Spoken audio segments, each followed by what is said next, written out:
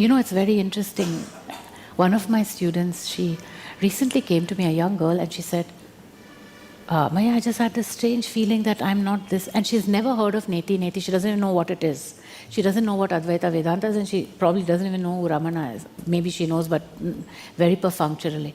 And then she said, I'm just getting this feeling after a couple of years of sadhana, of surrendering to soul. I'm not all these things I thought I was. That is what Neti Neti is. It emerges as a realization that you are none of these things. And yet, there is a solid identity that is in surrender. How will that happen if we take the processes backward, forward? What was that man's name who brought Ramana to the world, to the Western world? Paul Brunton. How much does he actually talk about surrender? And why did he leave finally? Why did he cut connections with Ramana? Why? I think there was some disagreement about book royalties or something. Yeah, who disagrees with their guru about book royalties? When have you heard of something like this here in the subcontinent? No surrender. No surrender. And it happened in Ramana's lifetime. One of the cherry pickers.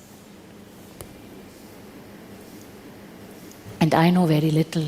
I came to Tiruvannamalai because the impulse was clear, go there, you have to speak there, okay, I'll go there. Ooh, what is this place? I hadn't even read anything about Ramana at that point. I knew Ramana Maharshi, I grew up with Ramana Maharshi as one of the Indian gurus.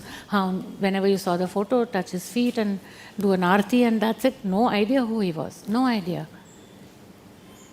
But that surrender is in the system. Where was it in Paul Brunton's system? Where? Having an argument with the Guru's organization about book rights. I mean, something is drastically wrong.